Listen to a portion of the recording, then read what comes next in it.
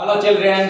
जैसा कि पिछले क्लास में हमने कहा था कि अगले दिन हम लोग पढ़ेंगे मोमेंट ऑफ द फोर्स यानी टॉर्क के बारे में। तो आज हम लोग उसी को स्टार्ट करने जा रहे हैं, moment of the force that is called torque. तो चैप्टर का नाम दे देते हैं, हेडिंग दे देते हैं सेक्शन के चैप्टर का, मोमेंट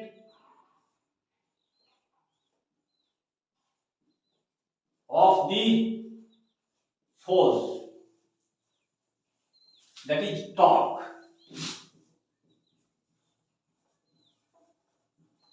Torque means couple. अभी मोमेंट ऑफ द फोर्स क्या है? देखिए, पहले हम लोग एक पॉइंट मास के बारे में कंसीडर करेंगे। एक पॉइंट मास P है, तरह एक पॉइंट मास रहेगा। पहले कोऑर्डिनेट हम बना लेते हैं, y एक्स कोऑर्डिनेट और ये जेड कोऑर्डिनेट। यहां पर कोई हम ले रहे हैं, यहां पर P पॉइंट को लिए हुए हैं, P एक पॉइंट है और इसका पोजीशन वेक्टर P का R है। यहां पर मास बहुत छोटा मास हम लोग M कंसीडर कर सकते हैं, स्मॉल मास को कंसीडर कर सकते हैं और इस पर फोर्स जो लग रहा है इस डायरेक्शन से लग रहा है। ये हमारा F लग रहा है। ये F जो है इस R से थीटा एंगल बना रहा है, यह R से थीटा एंगल बना करके F लग रहा है इस R से। देखिए तो यह ओरिजिन है, इसको हम लोग बढ़ा देते हैं, जरूरत पड़ेगा बाद में बढ़ाने का तो पहले बढ़ा ही देते हैं। ये अगर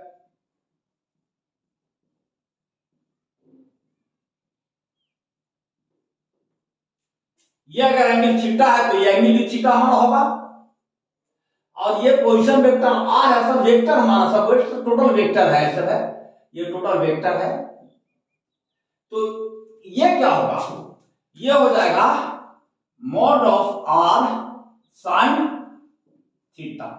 ये जो होगा यहां से यहां तक जो होगा mod of R sine theta. ये जो डिस्टेंस दिखा रहे हैं डॉटेड लाइन से दिखा रहे हैं यहां तक, ये परपेंडिकुलर डिस्टेंस है जो कि इस line of action of the force तक का डिस्टेंस दिखा रहा है। और अगर इसको हम लोग यहां से यहां परपेंडिकुलर ले लें तो ये डिस्टेंस जो हो जाएगा mod of force sine theta. ये दोनों को हमको जरूरत पड़ेगी। अब हम लोग मोमेंट ऑफ द फोर्स के लिए लिखते हैं। मोमेंट ऑफ द फोर्स को हम लोग टाउ से रिप्रेजेंट करते हैं। Moment of the force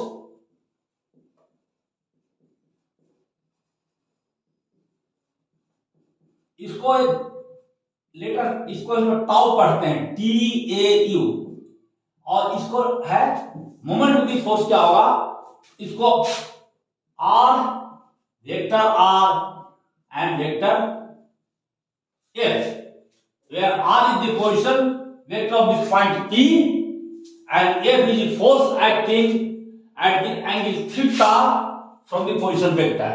O is their region in the 3 dimensions. तो ये टाउ भी एक तरह का वेक्टर है, तो मोमेंट ऑफ द फोर्स में हमारा वेक्टर क्वांटिटी होगा। इसको थोड़ा सा हम और सिंपलीफाई कर देखें।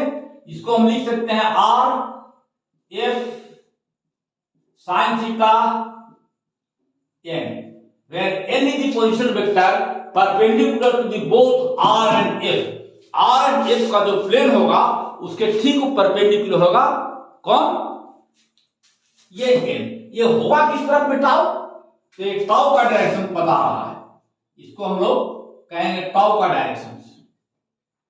तो ये इस तरह से जाएगा, परपेंडिकुलर जब होगा R और F के दोनों का परपेंडिकुलर होगा तो कुछ इस तरह से होगा। ये this is direction of tau, ये डायरेक्शन टाउ होगा और ये होगा this will be perpendicular to this R, या R के परपेंडिकुलर होगा। टाउ जो है जो वेक्टर है इसको अगर स्केलर फॉर्म में हम लिखें तो लिख सकते हैं टाउ R sin थीटा, इसको अगर स्केलर फॉर्म में लिखे तो R sin theta into F। अब ये लिख सकते हैं F sin थीटा, ये आर एफ साइन थीटा। ये दो ढंग से हम लोग लिख सकते हैं इसको। अगर इसको हम लोग मॉड ले लें इस टाउ का तो इस दो ढंग से लिखते हैं। वास्तव में ये क्या है, ये आप देखिए कि यही आपका चीज है, आर साइन थीटा ही है। इसको हम लोग कहते हैं R perpendicular.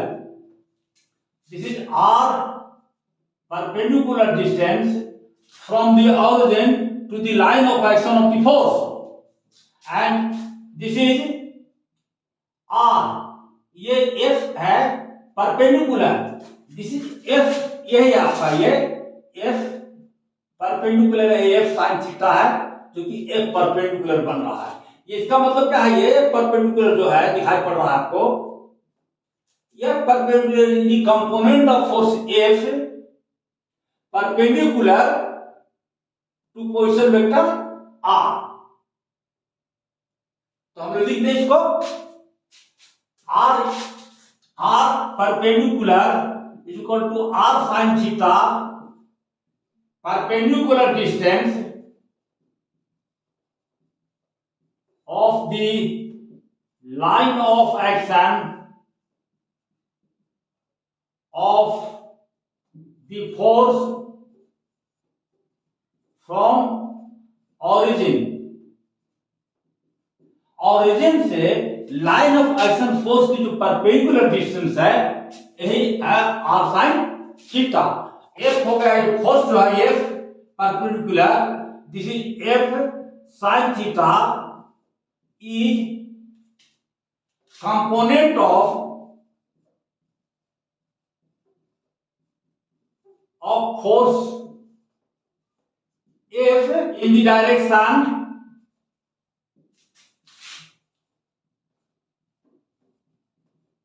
perpendicular to the direction of R, to the direction of R, इस R के डायरेक्शन का, ये direction perpendicular to the direction of R। What is R? This is position vector.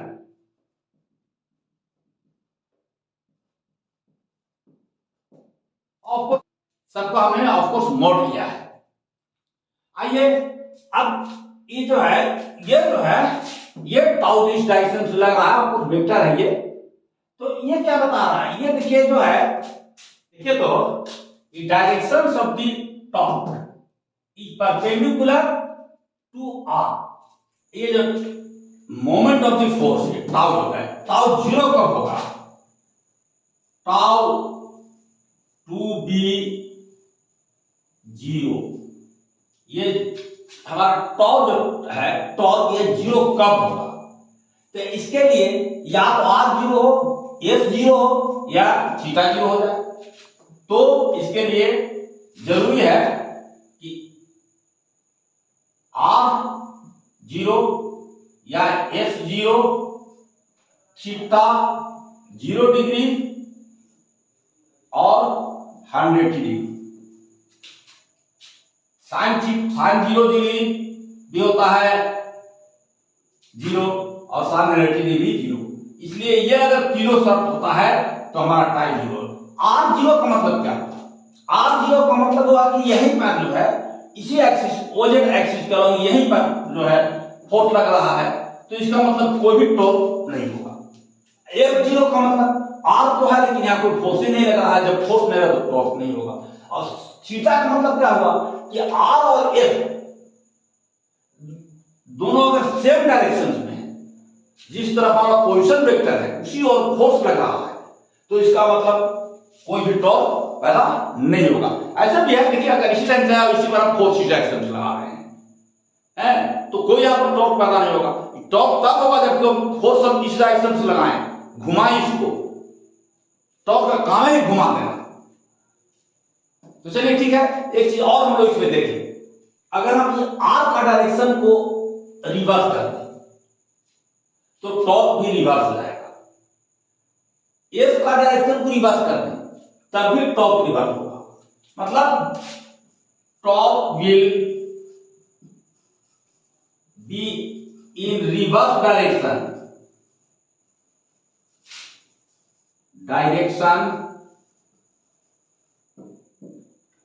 Either R और F is reverse.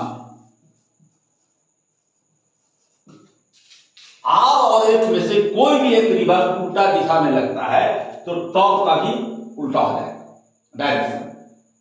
लेकिन अगर are और F दोनों उल्टा हो जाए तो दोनों माइनस माइनस होकर प्लस हो जाएंगे और टॉर्क का डायरेक्शन रहेगा अनचेंज रहेगा।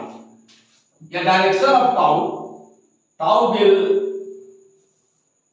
Have no change in direction if direction of r are reversed। आगे देखो डायमेंशन ऑफ द टॉप क्या होता है, हम लोग इसको मिटाते हैं बाबू और आगे हम लोग बात करते हैं डायमेंशन ऑफ द टॉप का क्या होता है। ठीक है, dimension of the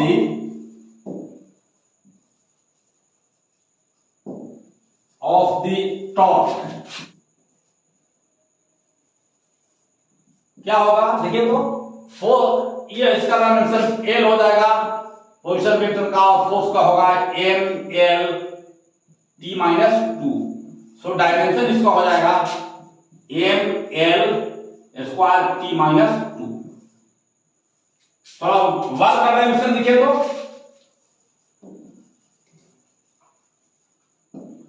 of work और एनर्जी, ये भी होता है force into displacement, M L T minus two into displacement हो जाएगा एल, सो होगा M L square T minus two. आप देखिएगा कि डायमेंशन ऑफ द वर्क और energy is same as the dimension of the torque. तो क्या torque और एनर्जी दोनों एक चीज है? नहीं, energy is a scalar quantity but torque is a vector quantity. So ये दोनों सेम नहीं है, दोनों अलग अलग है। ठीक है, आइए अब हम लोग इसको पूरे बोर्ड को साफ करके एंगुलर मोमेंटम पर हम बात करें। एंगुलर मोमेंटम एक नया शब्द आएगा, जैसे लीनियर मोमेंटम होता है तो हम लोग रोटेशनल मोशन की बात कर रहे हैं, कोई ऑब्जेक्ट मूव कर रहा है उसकी बात कर रहे हैं तो हम लोग एंगुलर मोमेंटम की बात करेंगे। ठीक है, तो आइए पहले इसको हम लोग मिटाते हैं। आइए हम लोग बात करते हैं एंगुलर मोमेंटम के बारे में।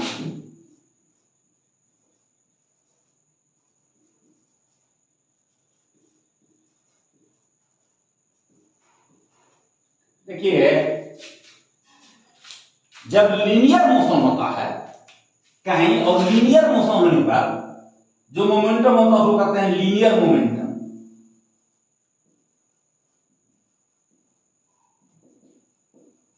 वहीं कहीं रोटेशनल मोशन होता है, इसे घूम रहा है तो वहां जो मोमेंटम होता है इसको कहते हैं हम लोग angular momentum.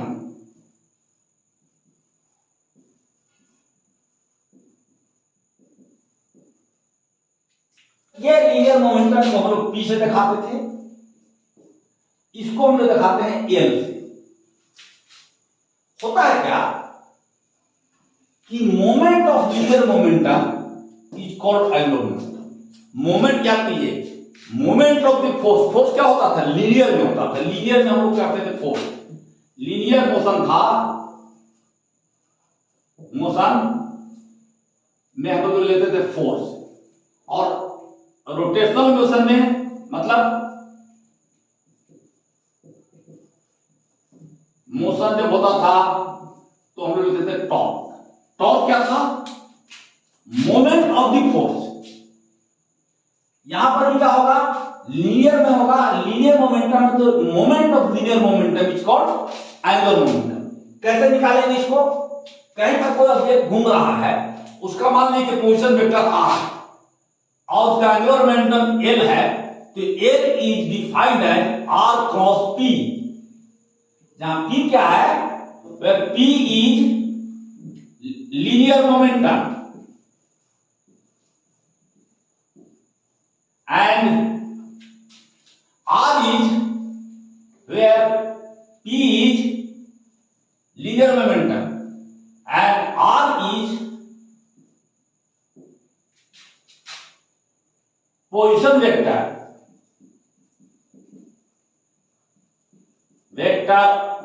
of the particle, जो पार्टिकल है कोई जिसका लीनियर मोमेंटम P है, उसका पोजीशन वेक्टर क्या है, R है। तो ये जो हमारा है ये एंगुलर मोमेंटम को दिखा रहा है। इसका मतलब क्या हुआ, देखिए तो इसका मतलब ये हो जाएगा कि R vector P vector sine theta a, और इसका डायरेक्शन क्या होगा, perpendicular to the plane containing R and P।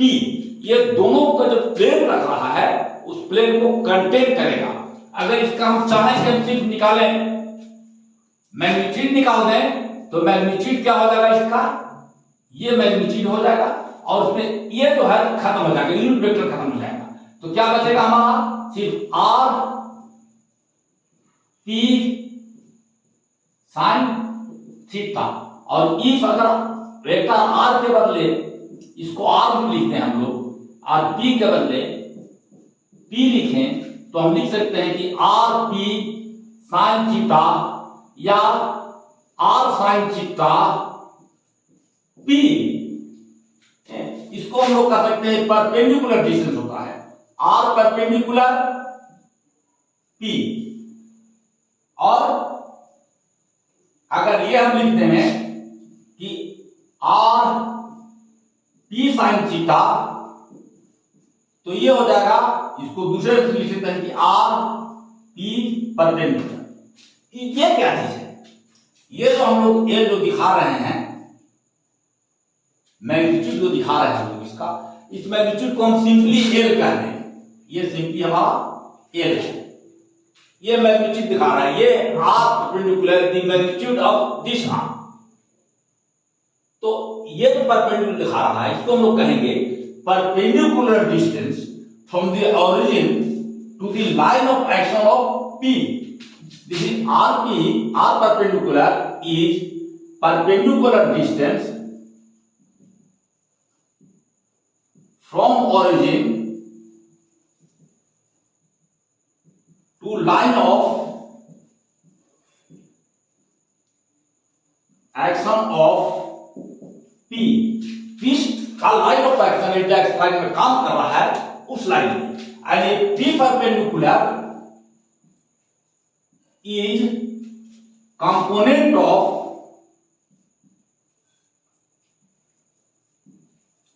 P in the direction perpendicular to R। P perpendicular is component of P in the direction perpendicular to R। जैसे हम लोग उसमें किए थे टॉप में, वैसे हम लोग उसको लिख रहे हैं, कोई नहीं लिखे। उसमें हम लोग परपेंडिकुलर लिए थे, F को लिए थे, यहाँ पर हम लोग क्या ले रहे हैं, P को ले रहे हैं। वहां R वहां पर भी था, यहाँ पर भी R था। आइए हम लोग देखें कि L किस किस स्थिति में जीरो हो सकता है। L कब जीरो होगा, when L मतलब angular momentum will be zero. कब होगा, या तो या R जीरो हो जाए, या P जीरो हो जाए, या थीटा जो हो जीरो हो या 100t हो। when L will be zero, कब होगा, R will be जीरो और P will be जीरो। और कुछ वेक्टर रहेगा, ये वेक्टर साइन सब है, थीटा will जीरो और थीटा इज इक्वल टू 100। ये चार में से कोई भी कंडीशन रहेंगे तो ये हमारा जीरो होगा, एंगुलर मोमेंटम हमारा जीरो हो जाएगा। आइए थोड़ा सा इसको डिफरेंशिएट करके देखते हैं कि क्या होता है। इस थोड़ा सा मिटाते हैं और यही से हम लोग आगे बढ़ते हैं, बहुत आगे नहीं जाएंगे, हल्का सा मिटा करके आगे बढ़ेंगे। हमारा है, इसी को हम लोग थोड़ा डिफरेंशिएट कर रहे हैं विथ रिस्पेक्ट टू टाइम। क्या मिलता है, ये तो dl dt equal to D D T R cross P. यह आ जाएगा D R D T P plus R cross DP D T. ये जो हो जाएगा आपका डी आर डी टी, सुनिए ये वी है और पी क्या है, एम बी है, दैट इज लीनियर मोमेंटम। ये हो जाएगा R cross DP D T. ये क्या है, v क्रॉस v, तो ये हमारा जीरो हो जाएगा। तो बच रहा है कौन, dl dt is equal to r cross dp dt। और ये dp dt क्या है, dp dt क्या है, ये है r cross f। dp dt is nothing but this is the force, rate of change of momentum is called force। ये हमारा फोर्स है।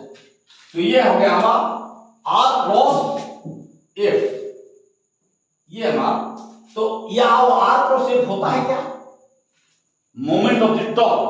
सो this is nothing but torque. So dl dt is equal to torque. तो हम लोग कह सकते हैं कि the time rate of change of moment angular momentum is equal to the torque applied on the body. तो the time rate of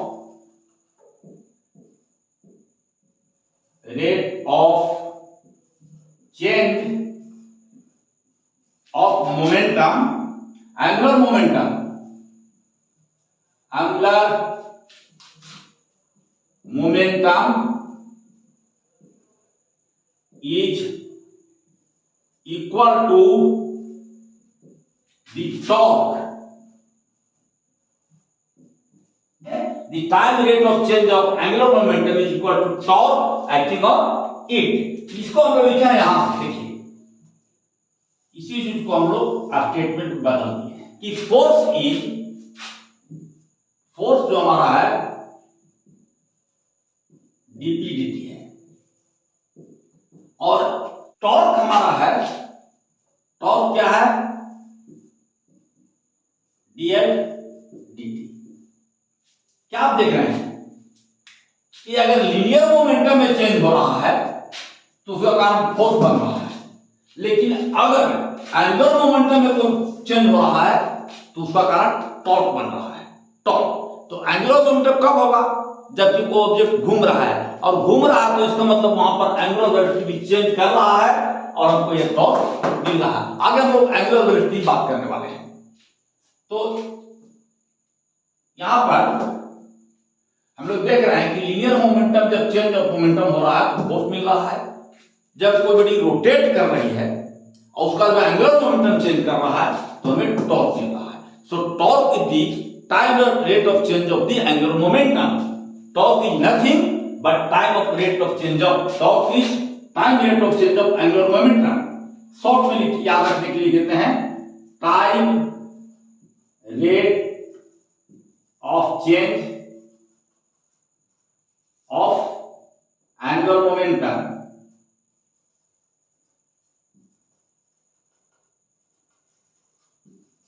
आप याद रखने के लिए खाली ये भी कह सकते हैं कि change in angular momentum is called torque, क्योंकि टाइम रेट का हमको तो कहा कि टाइम की डिस्प्लेक्ट हम लोग निकाल रहे हैं, इसलिए टाइम रेट कहते हैं। आइए हम लोग देखते हैं, थोड़ा और देखते हैं सिमिलरिटी कि लीनियर मोमेंटम और एंगुलर मोमेंटम में क्या क्या सिमिलरिटीज हैं। तो हम लोग इसको थोड़ा सा साफ कर देते हैं हल्का सा, और उसमें हम सिमिलरिटी देखने की कोशिश करते हैं। लीनियर मोमेंटम क्या है, लीनियर में क्या होता है, लीनियर वेलोसिटी, और यहां पर एंगुलर वेलोसिटी।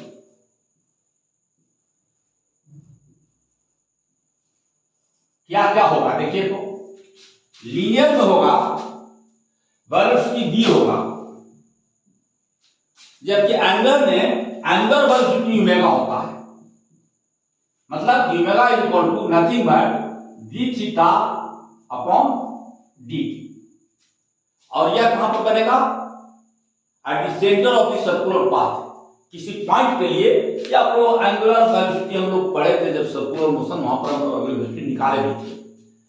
आइए ये फर्स्ट हुआ। सेकंड देखिए, लीनियर मोमेंटम होता है P is equal to M V. यहां पर एंगुलर मोमेंटम होता है this is equal to R cross P। Moment of linear momentum is called angular momentum.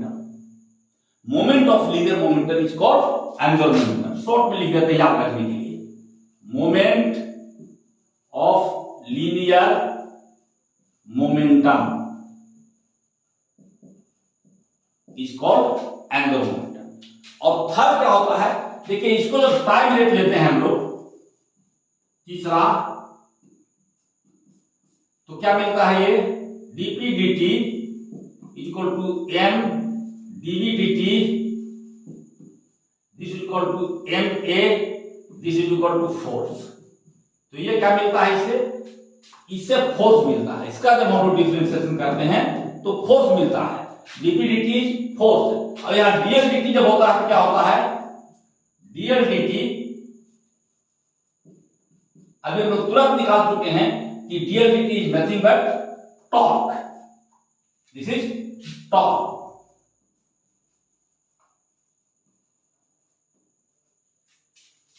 जहां कहीं जैसे आप किसी चीज को उठा रहे हैं, जैसे मान लीजिए कि इसको ऐसे है, इसको हम इसे उठाना चाह रहे हैं, नीचे लगा के दबा रहे हैं, तो ये एक ढंग का लीवर बना। तो ये जो लीवर बन रहा है वाकई में हम लोग टॉर्क लगा रहे हैं। आर के अगेंस्ट इधर हम फोर्स लगा रहे हैं, या आर हमारा है, इस तरफ फोर्स लगा रहे हैं और टॉर्क लग रहा है। टॉर्क लग रहा है तब होगा, या कोई चीज ये जो है अगर घूम रहा है, मान लीजिए कि ये ऐसे रखा हुआ है, इस पर टिप पर घूमने के लिए फ्री हो जाएगी, तो यहां पर तभी घूमेगा जब इस पर कोई फोर्स लगेगा। और जब फोर्स लगेगा तो टॉर्क लगेगा। यहां पर जब फोर्स लगेगा तो ऑटोमेटिकली इस तरफ भी फोर्स लगेगा, पॉजिटिव फोर्स। एक तरफ फोर्स लगाएंगे, दूसरी तरफ पॉजिटिव फोर्स लगेगा। तो इसीलिए इसको कपुल फोर्स भी कहते हैं। कपुल भी हम लोग कहते हैं कि टॉर्क मींस कपुल।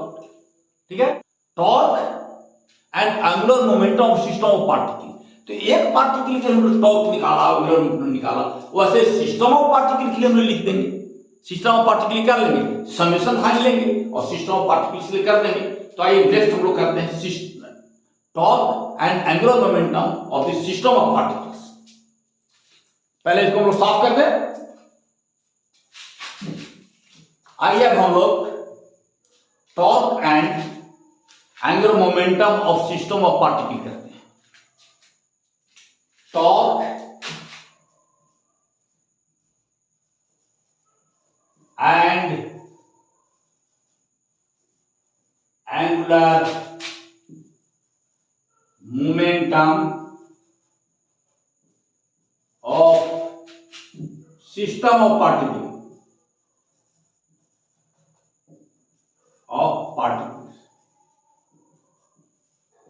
इसको करते हैं। एक्चुअली हम लोग कर चुके हैं, एक के लिए हम लोग किए हैं। अगर सिस्टम ऑफ पार्टिकल्स है तो अलग अलग पार्टिकल्स के लिए हम लोग करेंगे और सभी के लिए हम एंगुलर मोमेंटम निकालेंगे और सबको हम लोग ऐड अप कर देंगे, जोड़ देंगे और उसके लिए हम लोग समेशन लेंगे।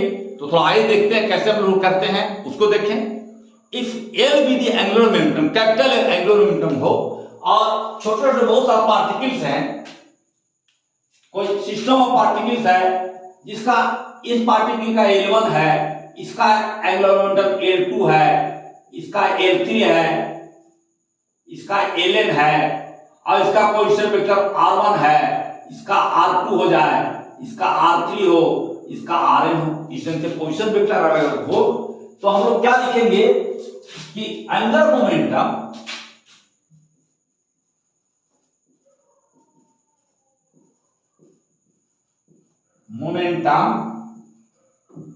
L is the vector sum of the momentum of all the particles of the system. So this will be L1 plus L2 plus L3 plus Ln, और इसको हम लोग अगर वेक्टर फॉर्म में दिखाना होगा तो क्या करेंगे, देखिए इसको लिखेंगे I1 से लेकर के I इक्वल टू n तक, और n नहीं लिख के हम लोग अब सीधे लिख दें L I, इसका हम लोग वेक्टर फॉर्म ले रहे हैं, जहां I क्या है, एक के लिए एक आएगा, दो आएगा और n तक आ जाएगा। अब हम लोग जानते हैं कि ये क्या है, ये क्या है, किसी ये पार्टिकल, जैसे मान लें कि हमारा ith पार्टिकल है, ये पार्टिकल हमारा ith हो रहा है यहाँ पे, और इसका पोजीशन वेक्टर है rth, ri।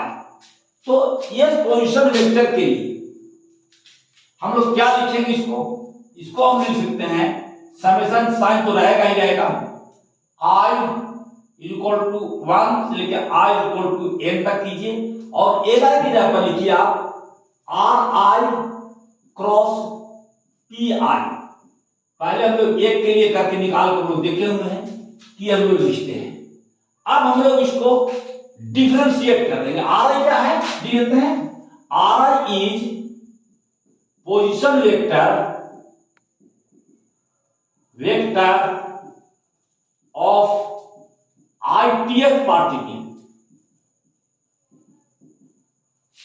and Pi is linear momentum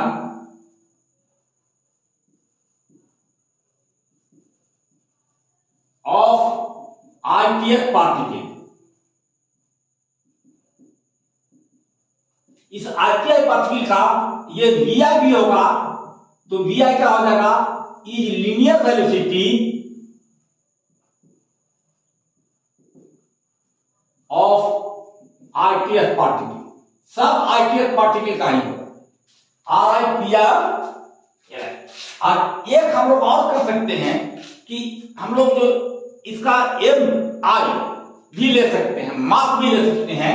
अगर ith पार्टिकल का मास हमारा है m, तो हो जाएगा Mi is mass of ith particle. तो हम लोग इसको लिख रहे हैं, तो दूसरे ढंग से अब हम इसको क्या करेंगे कि इसको हम लोग डिफरेंशिएट करेंगे। डिफरेंशिएट करेंगे तो क्या लिखेंगे, देखिए तो dl dt is equal to summation I equal to 1 से लेकर summation I equal to n तक लीजिए, और इसको कर दीजिए d dt of Ri cross Pi। जहां क्या है, ith का लीनियर मोमेंटम है, ith पार्टिकल का लीनियर मोमेंटम आ रहा है। आज इसको थोड़ा देखिए क्या कर सकते हैं, हम लोग समेशन ले लेते हैं I इक्वल टू 1 से I इक्वल टू n तक, और इसको कीजिएगा तो होगा d Ri dt cross Pi plus Ri cross dPi dt। यह जो हो जाएगा समेशन I इक्वल टू 1 से I इक्वल टू n तक, ये क्या हो जाएगा, देखो di dt हो जाएगा Vi, पोजीशन वेक्टर का डिफरेंशियल विथ वेलोसिटी मिल रहा है। क्रॉस Pi क्या है, Pi is nothing but Mi into Vi plus Ri cross dPi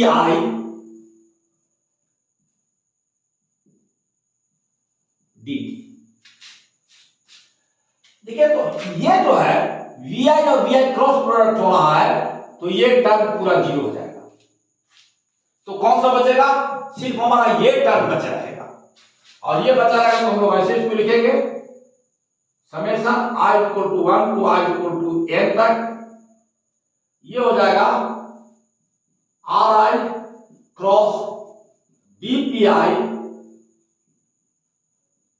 upon dt। ये क्या है? चेंज इन आइडियल पार्टिकल का ये चेंज इन मोमेंटम है, लीनियर मोमेंटम है, and change in linear momentum is nothing but force. तो ये क्या हो जाएगा? ये हो जाएगा दिस इज इक्वल टू, यहां लिखते हैं i इक्वल टू 1 तो i इक्वल टू n तक, ये हो जाएगा ri cross fi, where fi क्या है?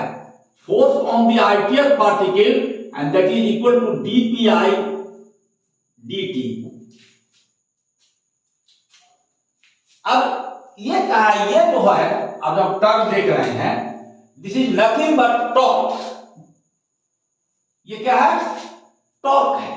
तो इसका मतलब है कि इसको आप ऐसे नंबर लिख सकते हैं, summation of i equal to 1 से लेकर i इक्वल टू n तक, ये हो जाएगा टॉर्क ti। ti क्या? ये टाउ i, ये टाउ i क्या है? Tau i is torque acting on ideal particle due to force Fi।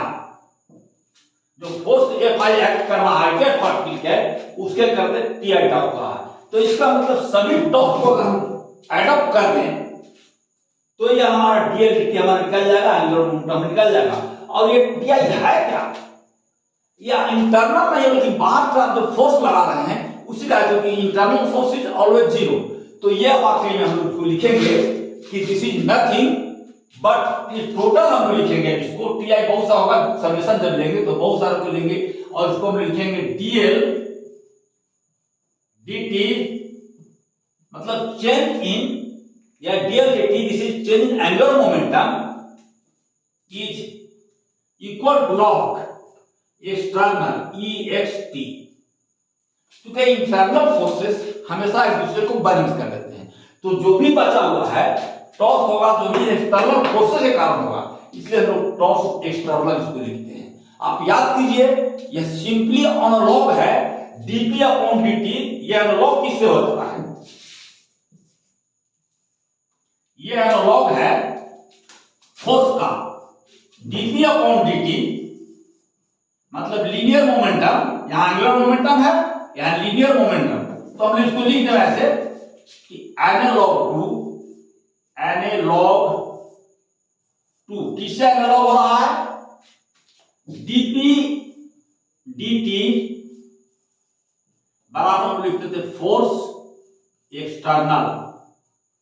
वहां पर लीनियर मोमेंटम को हम लोग डिफरेंशिएट करते थे तो हम लोग एक्सटर्नल फोर्स मिलता था। यहां पर एंगुलर मोमेंटम को हम लोग डिफरेंशिएट कर रहे हैं तो हमें मिल रहा है एक्सटर्नल टॉर्क मिल रहा है, टॉर्क एक्टिंग ऑन दिस। तो अब हम लोग इसको कह सकते हैं, इसको कहेंगे कि the time rate of change of the angular momentum is equal to the total external torque applied, total external torque applied on it. इसको हम लोग लिख देते हैं, लाल से लिखते हैं,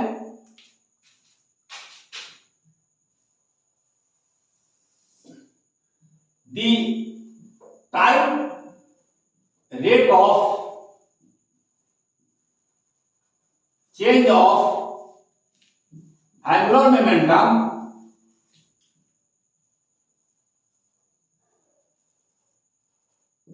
is equal to total external torque applied on it, total external torque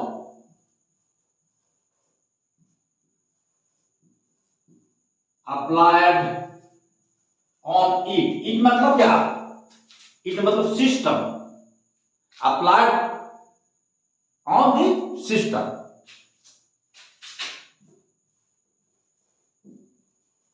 क्योंकि सिस्टम ऑफ पार्टिकल की बात हम लोग कर रहे हैं, तो यहां इट का मतलब हो गया ये सिस्टम। अब थोड़ा सा और देखिए, तो अगर ये एक्सटर्नल टॉर्क जीरो हो जाए तो एंगुलर मोमेंटम क्या हो जाएगा, ये भी हमारा जीरो हो जाएगा। एक चीज और लिखते हैं हम लोग, if torque external be zero तो क्या हो जाएगा, dl dt is equal to zero, तो L क्या हो जाएगा, constant.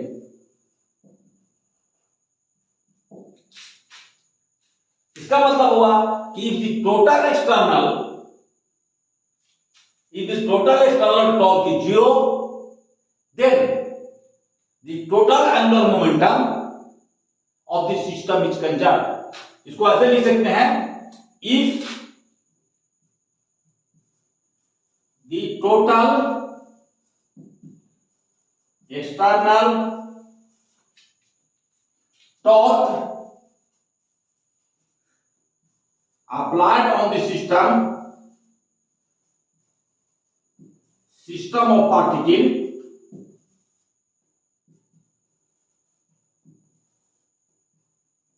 is zero, then total angular momentum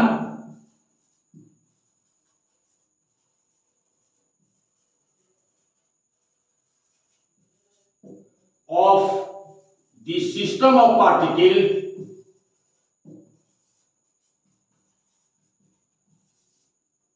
is conserved। If the total external torque applied on the system of particle is zero, then the total angular momentum of the system of particle is conserved। This is conservation of angular momentum। जैसे linear momentum में था कि if the total external force is applied is zero, then the linear momentum is conserved। यहाँ पर the total torque applied is zero, then the angular momentum is conserved। तो ठीक है, अब हम लोग आते हैं इस पर एक न्यूमेरिकल देखते हैं, और न्यूमेरिकल देखने के बाद इसको हम लोग आज समाप्त करते हैं। आइए हम लोग एक न्यूमेरिकल देखते हैं। न्यूमेरिकल है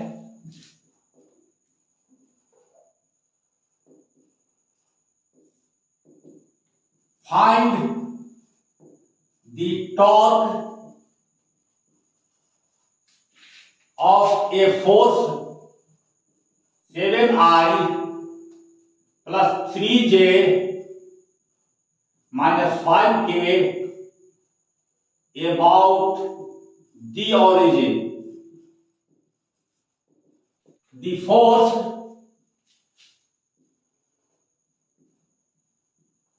acts on the particle with position vector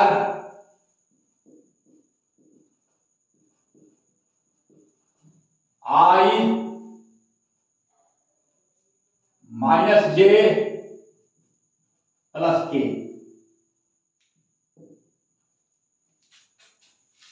Find the torque of a force 7I plus 3J minus 5K about the origin। The force acts on the particle with the position vector mismatch। Position vector दिया हुआ है, तो हम लोग torque के लिए जानते हैं क्या है, आइए दिखाएं। सॉल्यूशन लिखते हैं,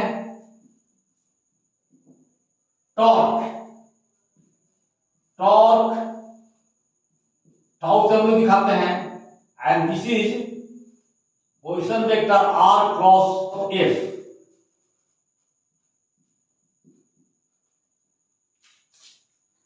अब हम लोग इसको आर का वैल्यू देते हैं, this is equal to position vector I minus J plus K cross F के लिए होगा 7I plus 3J minus 5K। और ऐसा होता है तो उसको लोग सॉल्व कैसे करते हैं इसके लिए हम लोग डिटरमिनेंट्स लेते हैं और इसके लिए लिखते हैं r cross f is equal to tau, this is equal to i j के लिए लेते हैं पोजीशन वेक्टर, ये यूनिट वेक्टर का साइन दिए हुए है, i j के हमारा यूनिट वेक्टर है। इसका गुणा कितना है 1, इसका 1 है, इसका है -1 और इसका कितना है 1, इसका कितना होगा मल्टीप्लाई होगा 7 से 7, ये होता है +3 और ये होता है -5। फॉर सिंपलिसिटी इसके बाद देखिए i j और k आया, उसका फिर क्या आ जाएगा i आ जाएगा, 1 आ जाएगा और 7 आ जाएगा। इसको ऐसा ही शॉर्ट में समझने के लिए हम लोग कर रहे हैं, इसको लिखना नहीं है। अब इसको हम आसानी से सॉल्व करते हैं। कैसे करते हैं, इतना बराबर हम लोग लिखे हैं क्या, देखिए पहले i लेंगे, i लेने के बाद वेक्टर हमारा i लिया गया, तो अंदर क्या क्या बचेगा सो लेंगे हम लोग। पहले हम लोग ऐसे लिखेंगे इसको, ये हमारा i हो गया। जब हम लोग एक बार देखिए i ले लेते हैं तो ये लाइन समझने के लिए बच्चों को बाली जो होती है, ये लाइन ये लाइन कैंसिल हो गया, ऊपर वाला खत्म हो गया और ये साइड वाला खत्म हो गया, जे और के भी खत्म, 1 से खत्म, बचा कौन ये, तो इसका क्रॉस मल्टीप्लिकेशन करते हैं, ये इसको क्रॉस करेंगे और इसका भी क्रॉस करेंगे और माइनस कर देंगे। कैसे देखिए -1 इंटू -5 बीच में माइनस, उसका -3 and 1, 3 and 1, उसका क्या लिखेंगे प्लस लिखेंगे, फिर लिखेंगे वैसे ही, देखिए कैसे लिखेंगे, आपकी लेंगे जे लेंगे तो आपकी जे को खत्म कर देंगे, ये और टर्म हमारा खत्म हो जाएगा, तो बचेगा कौन कौन, देखिए ये और ये बच जाएगा, तो लिखेंगे 1 इंटू 7 माइनस कौन हो जाएगा -5 इंटू 1, तो -5 इंटू 1 ये है, और ये आपका ये आ जाएगा जे। उसी ढंग से तीसरा क्या हो जाएगा, देखिए आपके हम लोग इसको निकाल देंगे, लास्ट वाला को निकाल देंगे, तो बचेगा 1 3 -7 इंटू -1, 1 3 -7 -1, अब ये हो गया के। अब हम इसको सॉल्व कर देंगे, तो ये देखिए माइनस प्लस हो जाएगा, ये आ जाएगा 5 -3 i प्लस ये देखिए तो 7, ये माइनस प्लस हो जाएगा 5 j और ये प्लस हो जाएगा 3 माइनस प्लस 7, ये हो जाएगा k, ये आ जाएगा आपका 2i plus 12j plus 10k, ये जो हो गया टॉर्क का वैल्यू हो गया, दिस इज आंसर हुआ। अब हम जो नेक्स्ट में मिलेंगे तो हम लोग पढ़ेंगे equilibrium of the rigid body, मतलब उसमें what will be conditions to a rigid body to be an equilibrium, कोई भी रिजिड बॉडी इक्विलिब्रियम में कैसे होगा, क्या उसका शब्द होगा, इसके बारे में हम लोग पढ़ेंगे। तो हम लोग मिलते हैं नेक्स्ट क्लास में, ठीक है बच्चे, चलते हैं और मिलेंगे नेक्स्ट क्लास में।